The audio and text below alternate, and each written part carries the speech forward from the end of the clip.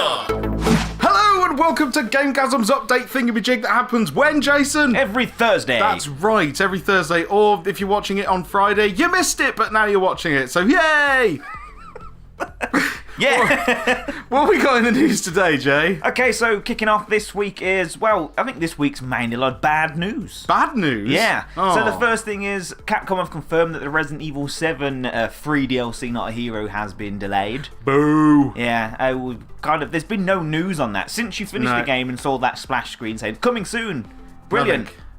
When? Nothing. Well, actually, there was a little bit more news. They definitely 100% confirmed that at the end of the game it was Chris. Yeah, it was definitely Chris Redfield, just different. So I don't know where they're going with it. No one knows what it features, where it slots in with anything, but it's just been delayed until whenever they finish it. Yeah, the comments that I saw from the director was that they're not happy with it as a product. Yeah, it doesn't meet the standard of the rest of the game. Yeah, so that's why it's delayed. And I'm happy with that. If they're going to delay it because it doesn't meet the standard of the rest of the game, then by all means delay it. Yeah.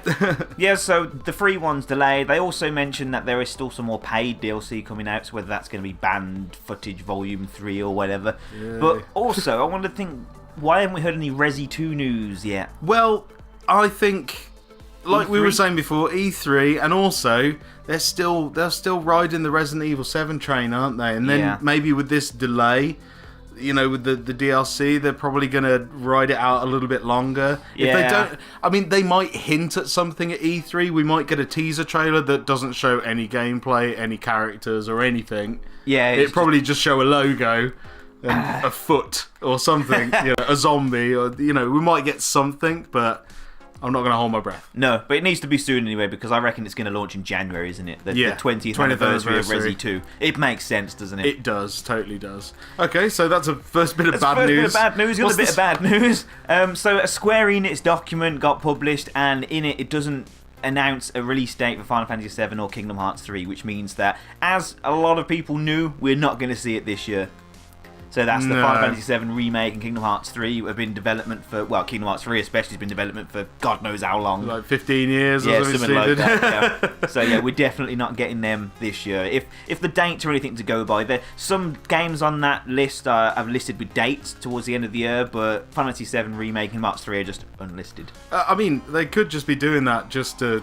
Yeah, they're going to surprise us at E3 maybe. It's like, oh yeah, by the way, the game's out now! Exactly. They have done that before, haven't they? Yeah. So they don't release any information, and with this E3 thing looming, they're just going to wait. They're just going to wait and drop bombshells, because E3's all about dropping bombshells, and every company that has a press conference there has got to have some bombshells, right? Yeah, it's got to have something that they've managed to keep secret from everyone else. Exactly. So, fingers crossed, maybe? Yeah. So, finishing the trio of bad news, a lot of rumours went round about Alien Isolation 2 maybe being in development, Creative Assembly, and I know whenever you hear a rumour, nowadays it usually means it's true. Yeah, true. But no, they came out yesterday and said that they're not working on it. They got no plans for it at the moment. Yeah, so it's a bit of a shame, but Sega still own the rights to the Alien games. Although Alien Isolation it came out and everyone loved it, it didn't meet sales targets. So to Sega, that's a flop. Yeah, it's sad that is, because the game's phenomenal. It just captured everything that an Alien game should have, really, doesn't it? And but I think there's still room for an Alien game, and I think if they can get it right, if they can just get it right, I think we can have a superior Alien game. I mean, cross Colonial Marines with Alien Isolation, there you go. Perfect. Yeah, maybe mix up the graphics of Isolation with some of the gameplay. The look and feel of Isolation with the gameplay from Colonial Marines. Okay, not all of it, because some of it was broken. Yeah. But a mashup of the two. Yeah. Wow, that would be immense. Yeah. So hopefully, fingers crossed. Come on, Sega, if you're listening. Get your finger out. Right, so is there any more bad news? No more bad news. That's not too bad. The next piece of news isn't news to anyone anymore, but Call of Duty World War 2 has been announced officially. Well, yeah. Which everyone knew anyway. Yeah, everyone knew that. Yeah, so it's coming out 3rd of November. There's going to be a beta on the PS4, as per usual. There's a new shiny trailer. Yes, Call of Duty this year. Call of Duty, World War 2, beaches. But one thing, I've seen a lot of people on forums and that discussing, do we reckon that this Call of Duty has had a 3-year cycle like it should have done, or did they see the commercial success of Battlefield 1 and quickly put a team together to make it? I don't think there's such thing as quickly making a next-gen game. Maybe not. But there is such thing as called copy and paste. This is very true. Because a lot of the features, the new features that they spoke about with this Call of Duty is already in Battlefield 1. It's what Battlefield 1 has done. Right, okay. So it's kind of like, Yeah, I must admit, I don't know many details about it, but yeah, I mean, I don't know. I mean, that must be a very flipping big team that they've shoved together to make it that quick. I mean, if that is the case. Yeah, it's probably not. They probably have been working on this game for the 3-year cycle. It just so happens to be what everyone wanted. It just seems funny with the backlash of the last one. Now they've delivered a game that everyone actually wanted.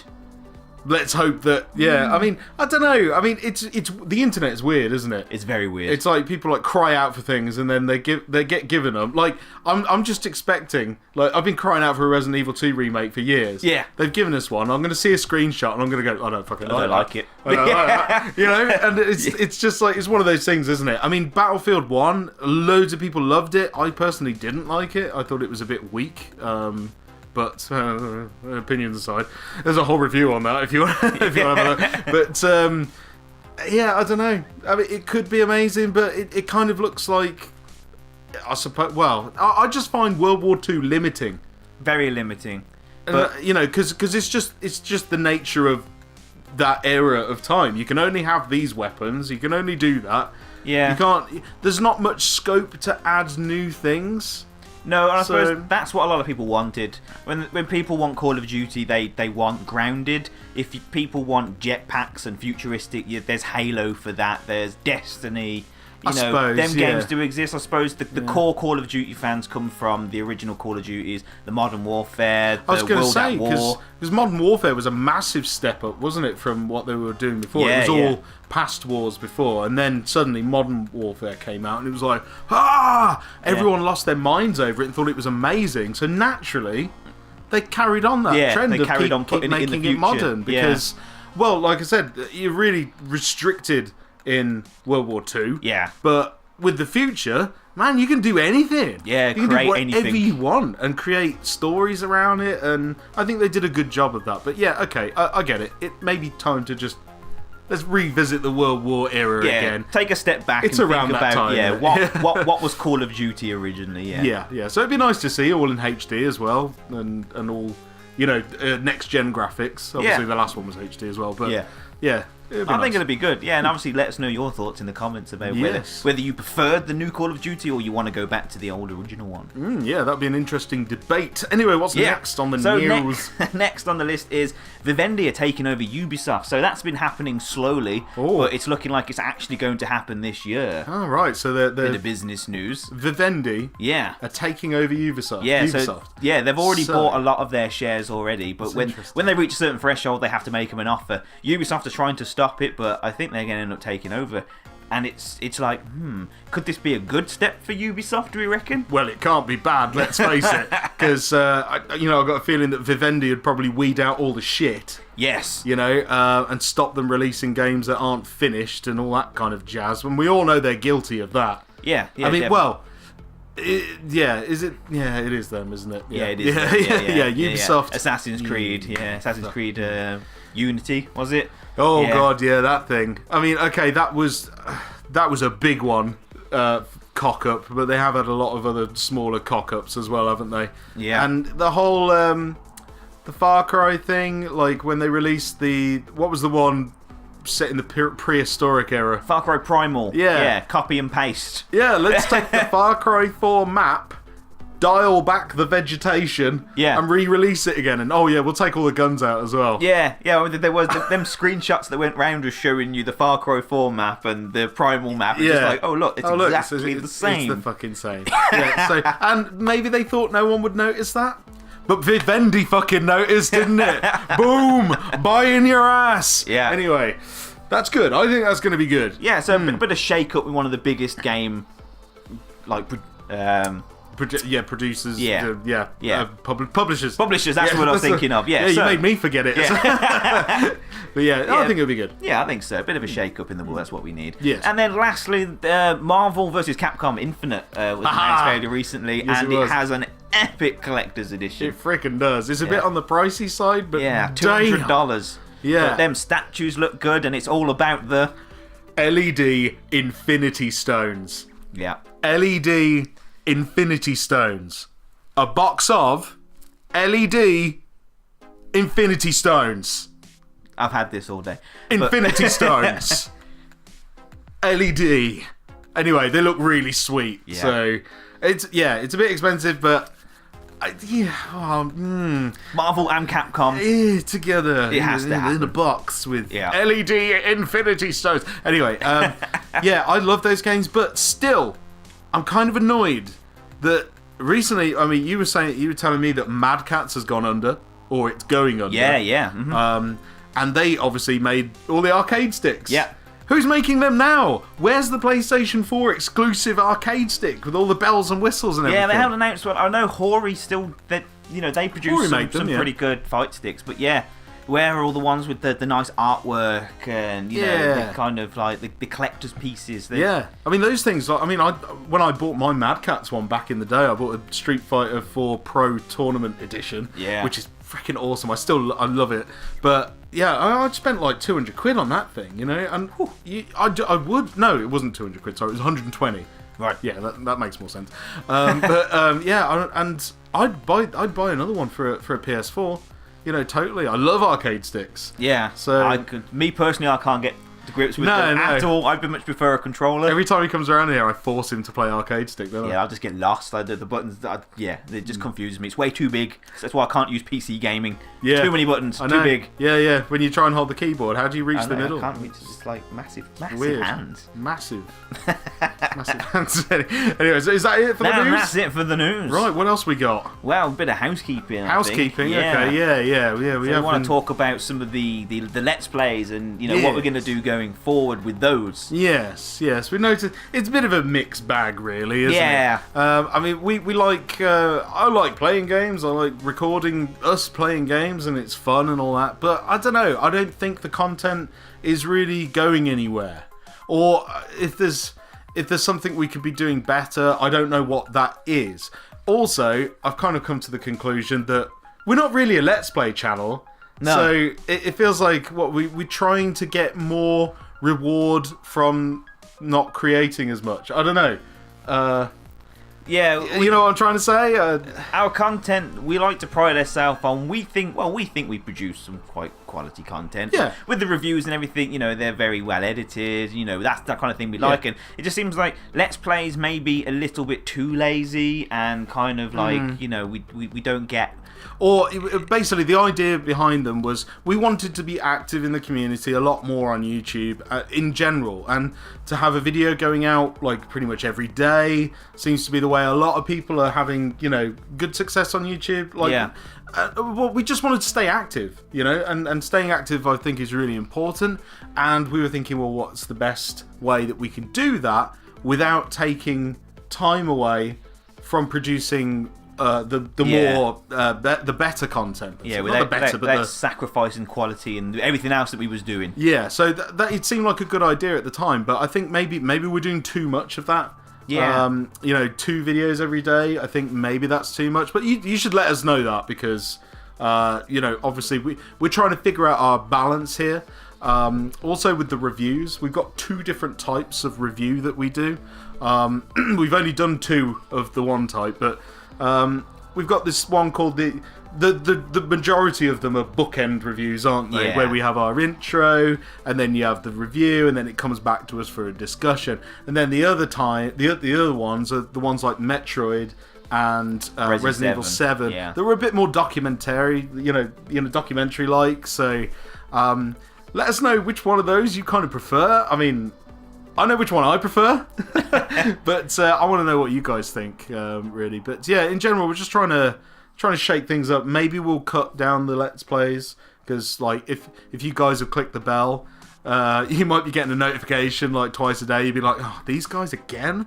Like, turn that shit off. You know? So we don't want to piss people off as well. But yeah, any feedback on that, the Let's Play front will be absolute gold. Yeah, greatly appreciated. Greatly appreciated. We're still trying to find our identity. I mean, we think we've got it, but it's just refining it now. Yeah, and basically finding where we slot in. Yeah. In YouTube. Obviously, you know, we just want to share our love for video games. Yeah. That's pretty much it. But there's got to be a way that we can do that that everyone, or not everyone, but more people can appreciate. And if there's something obvious that we're not doing that we should be doing, then any help from you guys, that would really help Feel us free out. to give us a virtual slap. Yeah. Say like, why aren't you doing this, or why aren't you doing that, or you should be doing more of this. So yeah, just let us know.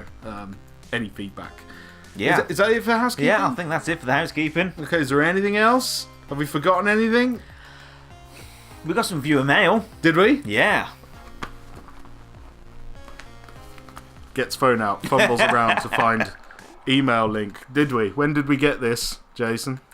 Now, we got some viewer mail last week, and I apologise because I kind of dropped the ball with that one and we forgot to do the viewer mail. So we're going to go back. And we're going to read out the one we got last week. We're going to do it. In your defence, Jason, there's a lot of notifications in this inbox that aren't from us. I don't know what they are, but anyway, I've got the email here, and it's from Mike from Memphis. Hi, Mike. Hello. How's it going? Hey, GG crew.